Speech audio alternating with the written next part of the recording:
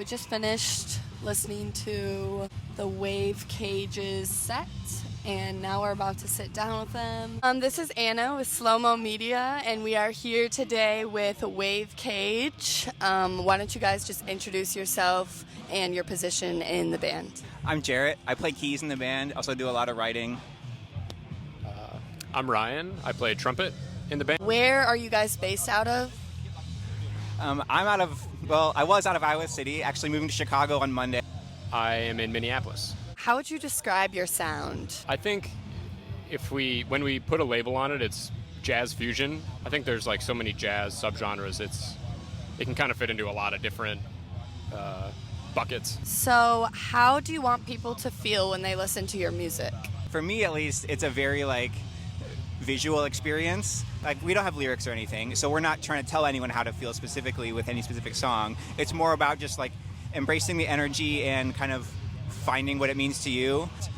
I wanted to take people on a journey, and that can make them feel however it does to them. So I think one of the cool things about being an instrumental band, we can write compositions that really span a wide spectrum. So we can have something very slow and kind of very melodic, but then we also have these compositions that are in your face, super rhythmic. So I feel like we can touch a wide range of emotions, even if we're not saying hey, we want you to feel happy.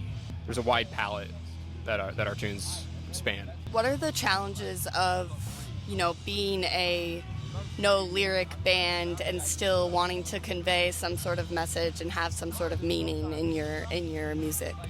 Yeah, that's a good question. I think for us, it's as an instrumental band, we want to embrace that. We don't want to try to do something that a singer could sing on top of if they wanted. Ryan plays the melody basically on the trumpet, which you might hear as a vocalist sing, but instead we have it on trumpet. We also have a saxophone player who often plays with us who will take that role as well. We treat it more as an opportunity than a challenge, to be honest. And when you grow up playing an instrument, most of us are in our late 20s now, expressing through your instrument just is you just get better at that over time. All of us are really expressive on our respective instruments, and so that emotive quality comes out in that as well.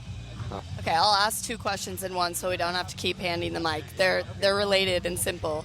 Have you been to 8035 before, either as patrons or as performers?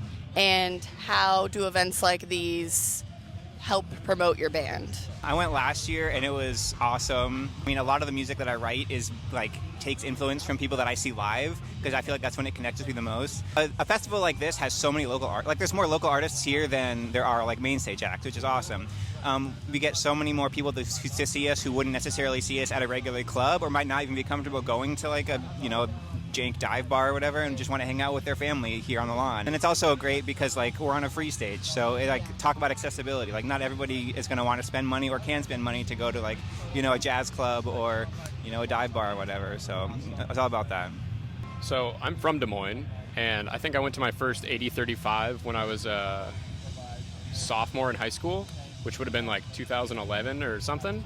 And I saw the headliners that year were Spoon and Modest Mouse. And Modest Mouse at the time was my favorite band. And so I have really fond memories of 8035.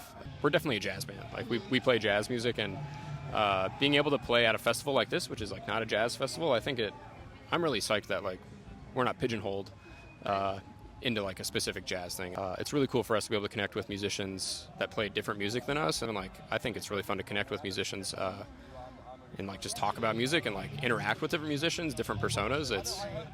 So that's really cool. Do you guys prefer, if you had to choose one, performing live or recording in a studio? I think they both have their merits, but for me, I write music to be performed live. That's the end goal for me. Some people write music just to be in the studio, and that's totally cool as well. But personally, it's about the live experience. Yeah, I think they're both fun. Recording is a specific mindset, and playing live is a specific mindset. But I think live, there's going to be, you really want to embrace that energy, and maybe take some more risks and really go for it. Right. Whereas recording, I think sometimes, I know personally, it's tough to want to take that risk if it's it's your take, right? You want to make sure it's right, want to make sure it's good, and that's a really tricky balance to find. So Yeah, I was just gonna say we just played on the silent stage, which is basically like a silent disco vibe. Ryan was talking about the hybrid between. It's like where this is like the exact intersection of studio and live. Honestly, it kind of felt more like a studio session with like the pressure of getting it right the first time, and we got to be a lot more like dialed in with our sounds, and everyone got to have their headphones on, so they got like a real like tuned in like stereo feed that sounded really cool. I hope, as opposed to just like speakers in a club, which are not always the greatest. I was just gonna say, I felt like it was super like intimate. Like we were both like totally in our own world. Like I was laying in the grass listening to y'all. It was amazing. So can we talk a little bit about? Yeah, of course. what emotions did you feel when you were in your own world? Okay. I don't even know. I couldn't even name them. But yeah, can we just talk a little bit about that? I know you guys did have some technical difficulties. So like, how do you keep the spirits high and stuff when things like that happen live? We anticipate at least one technical difficulty every time we play live. And it often happens in the studio too, but you can fix it and nobody knows about it. But when we're on a stage and something's crackling and the keyboards aren't coming through the speakers anymore, you just kind of roll with it and hope it works out. And if it doesn't work out, you just let the audience know we're going to try again. We're all in it together, and it kind of makes it more personal in a sense that it's like you're seeing us try, and sometimes it doesn't work, sometimes it does. But I think hopefully people at least can take away from it the positives. Maybe there are a couple things that went wrong, but most of the show went right, and I hope it was still fun for people. So. And as cool as this opportunity is, it's still one show.